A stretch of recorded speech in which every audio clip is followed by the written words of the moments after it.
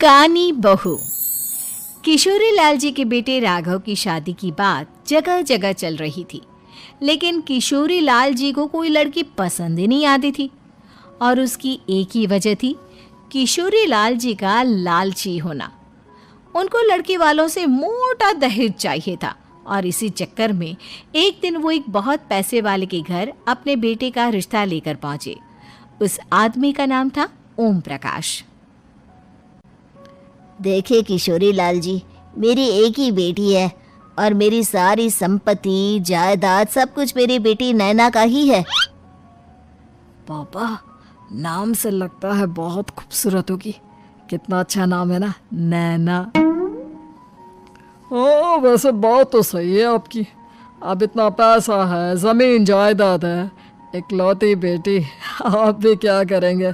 सब कुछ उसे ही देंगे ना। बिल्कुल ठीक पहचाना आपने। बस बेटी की शादी और सारी जायदाद उसके नाम। पापा, बिना देखे हाँ कर दीजिए ना।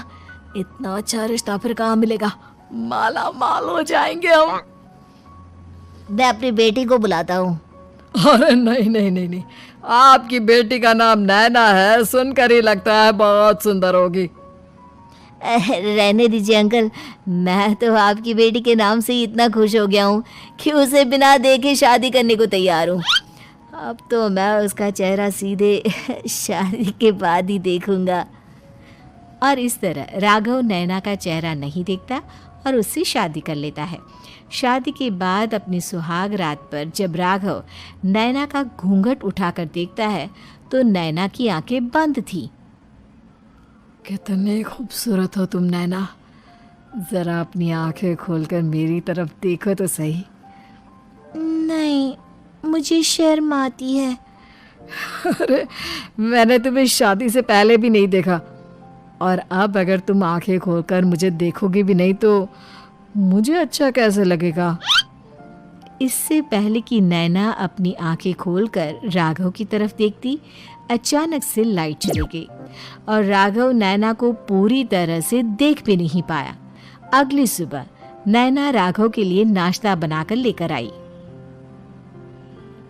अरे ये क्या, आधा पराठा सेका हुआ है और आधा बिल्कुल कच्चा।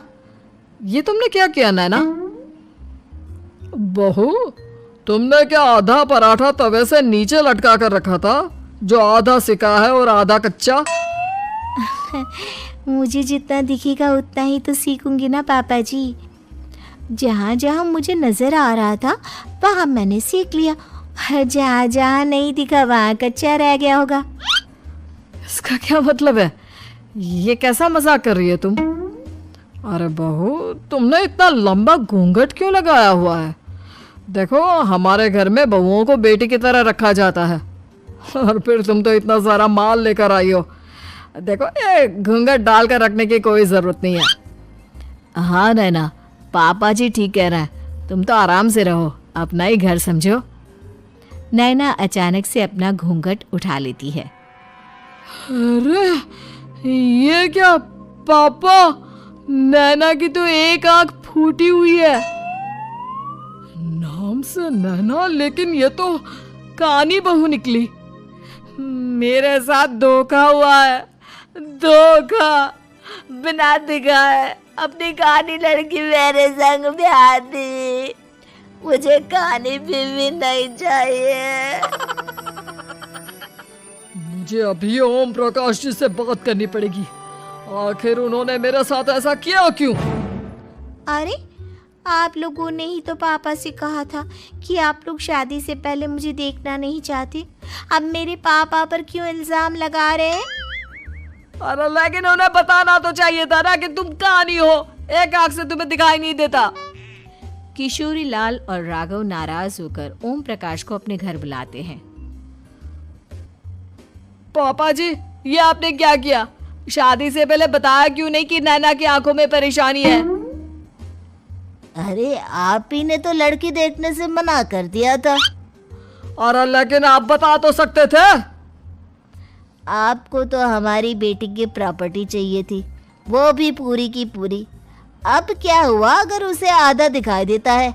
प्रॉपर्टी तो आपको पूरी मिल गई ना। अरे ये क्या बात हुई? मेरी शादी प्रॉपर्टी से नहीं, आपकी बेटी से हुई है। अब ये तो पहले सोचना चाहिए था, तब तो मेरी प्रॉपर्टी देखकर तुम्हारी जुबान लप लपा रही थी।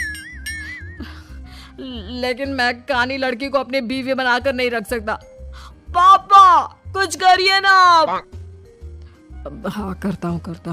देखिए ओम प्रकाश जी, आप हमारे साथ ऐसा नहीं कर सकते। और तुम देखो, अगर तुमने मेरी बेटी से शादी तोड़ी ना, तो जो भी प्रॉपर्टी मैंने तुम्हें दी है वो तो पूरी की पूरी वापस ले ही लूंगा, और आधी प्रॉपर्टी तुम्हारी भी लूंगा। अरे मेरी आधी प्रॉपर्टी भला क्यों लेंगे आप? इसलिए क्योंकि मेरी बेटी को आधा नजर आता है, और उसकी नजर अभी तक तुम्हारी आधी जायदाद पर ही पड़ी है। अब तुम उसे घर से निकालोगे तो कुछ तो लेकर जाएगी ना। और अगर हम आपकी बेटी को अपने घर की बहू बनाकर रखे तो? तो तुम्हारी पूरी प्रॉपर्टी तुम्हारी ही रहेगी, और जो मैंने तुम्हें दिया है ना, उसमें से बस मैं आधा लेकर जाऊंगा। अरे लेकिन अब आप अपनी दी हुई प्रॉपर्टी में से आधी वापस क्यों लेकर जाएंगे? अगर मैं आपकी बेटी को अपनी पत्नी बनाकर रखने को तैयार हूं तो? इसलिए ताकि भविष्य में अगर तुम मेरी बेटी को धोखा दो तो उसके पास कुछ तो रहे जो पति का हो। वैसे मेरे पास तो बहुत कुछ है, लेकिन अपने पति की कोई निशानी तो उसके पास होनी चाहिए ना।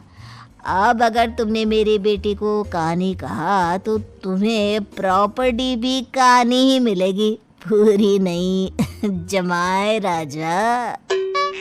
किशोरी लाल और राघव समझ चुके थे कि वो बुरी तरह फंस चुके हैं और अब उनके पास वहां से निकलने का कोई चारा नहीं है। अब समझ में आया ना, लालच बुरी बला होती है।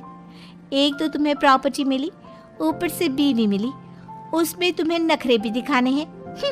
आए बड़े, चुपचाप बैठो दोनों। कुछ दिनों के बाद नैना राघव की कार लेकर बाजार घूमने निकलती है और जब कार लेकर वापस आती है, ये क्या?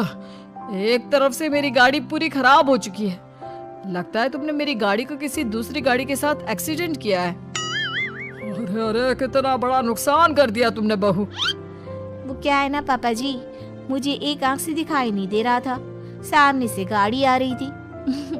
मुझे तो सिर्फ आधा ही दिखाई दिया और वो गाड़ी मेरी कार से रगड़ते हुए निकल गई। अब मैं क्या करूं बताओ? आप इसे ठीक कराने के पैसे कौन देगा? तुम्हारे पापा। तुमने मुझसे इस तरह से बात की? अभी रुको। नैना राघव की शिकायत ओम प्रकाश को कर देती है।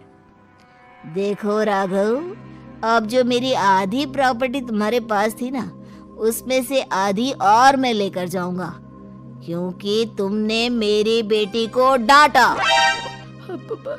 अरे नहीं नहीं पापा जी, गलती हो गई, माफ कर दो।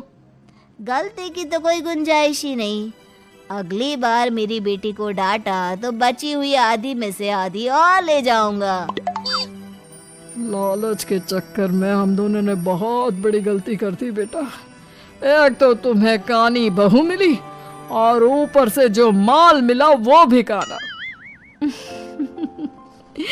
इस तरह राघव की हर एक गलती पर ओम प्रकाश उसकी प्रॉपर्टी का आधा आधा हिस्सा लेकर अपना सारा माल वापस ले गया और राघव को कानी बीवी से काम चलाना पड़ा।